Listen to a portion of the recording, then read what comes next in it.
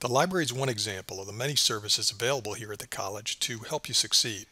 An important part of my job is to help online students access the library and use it effectively.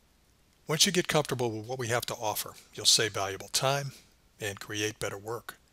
There's a library at each campus, but there's also an extensive online collection, and that's what I'm going to cover in this presentation: how to begin using the Collin Library anywhere you need to do research. I'm going to take about 9 minutes to briefly introduce you to some of the library resources you can use for papers or other coursework, how to contact me when you have questions getting started or when you get stuck in the middle of your research, and also how to get to the library in Cougar Web and from off campus. As an online student, you have access to the same library services and resources as students sitting in a classroom. Whether you're in an online or face-to-face class, you want to be able to use high-quality college-level sources for your work. That's where the library can help. There's a Quick Start Library webpage for online students at the URL on the screen, collin.libguides.com/anywhere. You can also get to this page inside Cougar Web. I'll show you that shortly. Let's take a brief look at the Anywhere page. Here's the library start page for online students. At the top of the right column is my contact information: email, phone, text, chat when you have a question about using the library. Next to that, in the left column, in the Research Resources box, are links to the library's online collection. The full list is available on Cougar Web, and I'll show you how to get to that near the end of this presentation. Below that are tutorials that will help you get started searching some of the most used library resources. Most of these screencasts are about 2 to 5 minutes long, and then you're ready to go. Below my contact information is a screencast that'll show you how to log in from work or home. And below that are links to eCollin support and the online writing lab. There's also a direct link back to this presentation at the bottom of the page, in case you need to see it again. One thing I want to stress is don't hesitate to ask for assistance. The research process is frequently messy, especially online, so it's okay to seek guidance if you don't know where to start or if you get lost in the middle. Research is a conversation. Professors expect you to ask questions, and the library is here to help you succeed, so be sure to ask if you don't know how to begin or where to go next. Here are the kinds of sources the Collin Library provides for students. We have databases with hundreds of thousands of articles from popular magazines, newspapers, and peer-reviewed scholarly research journals. Ebooks are online versions of the titles you see on a library shelf, cover to cover, and are useful when a professor asks you to use books and not web pages for your sources. The library subscribes to ArtStore, which includes over 2 million digitized reproductions of paintings, sculptures, craft works, and photos from museums around the world. We have streaming media that you can listen to and watch in your browser, including music pieces, opera, dance, and play performances, as well as educational videos and documentaries on a wide range of subjects. Now let's take a quick look at examples of each of these. This is JSTOR. It includes articles from scholarly research journals and is especially good for history articles and literary criticism. Here I'm going to type in the phrase "things they carried" to find literary criticism about that short story by Tim O'Brien. Click the search button to get started. Here on the next page you see the results of the search, a list of articles that should discuss what's been typed in. Click a title of an article, and on the next screen you'll see the information you need for a Works Cited page at the top. And the article is usually available at the bottom of the page where you can read it online. If you want to download a copy of the entire article, click on Download PDF.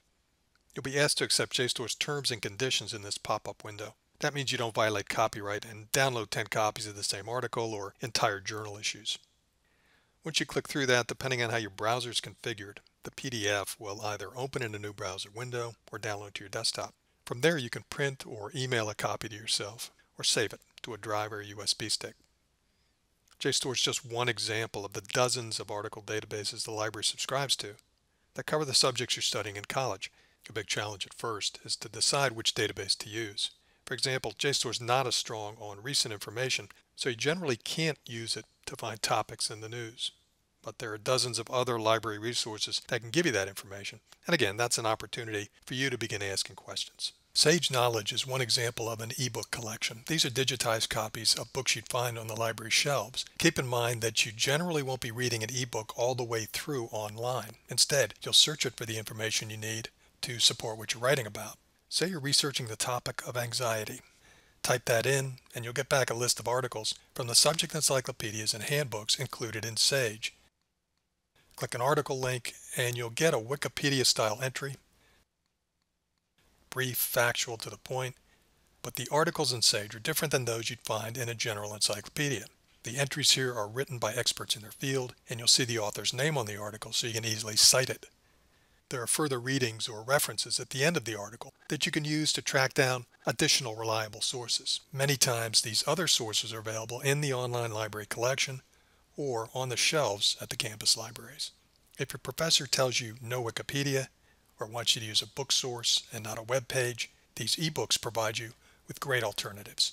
ArtStore is a digital art museum. It includes over 2 million images from U.S. and international collections. You can search for an artist or an artwork here at the top. You can also browse museums by name. I'll choose the Amon Carter in Fort Worth as an example. Click the name of a museum on this list and you'll see a group of thumbnail pictures on the next screen. Choose a thumbnail and you'll get a high-resolution version of the artwork in a pop-up window where you can zoom in, view the piece in detail, and save a copy. ArtStore is a unique, interactive way to look at art online.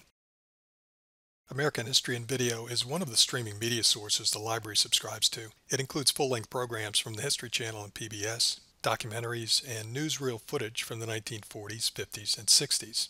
You can browse by time period or use the advanced search here at the top to find what you're looking for. When you locate a video, click the title link and it will play in the browser. There's a highlighted rolling transcript included that keeps pace with the video. American History and Video and the other streaming media sources are very useful if a professor has assigned a video that you didn't get a chance to watch yet, the library's DVD copy's checked out, and Netflix isn't featuring it.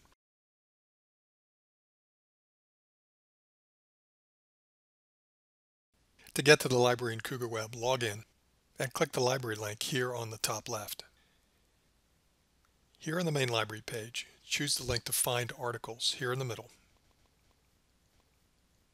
That will take you to this page with a complete list of the library's online collections, including everything we looked at today, as well as dozens of other useful resources for your papers and other coursework.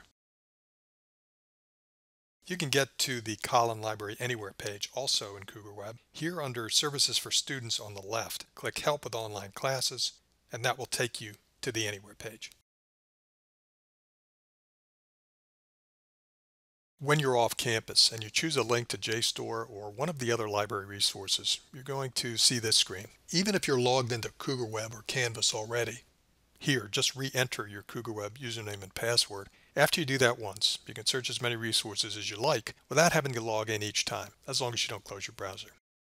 You should ordinarily have 24-hour access to the library's online resources. If a lightning strike in McKinney turns off the power to a server, though, you may be out of luck if you wait until 2 a.m. the night before that paper's due. Technology and procrastination definitely don't mix, but usually you have anytime, anywhere access to these high-quality, college-level sources. I hope you found this brief orientation to the Collin Library Anywhere useful. When you need help using the library with your online classes, be sure to contact me. Good luck with your research.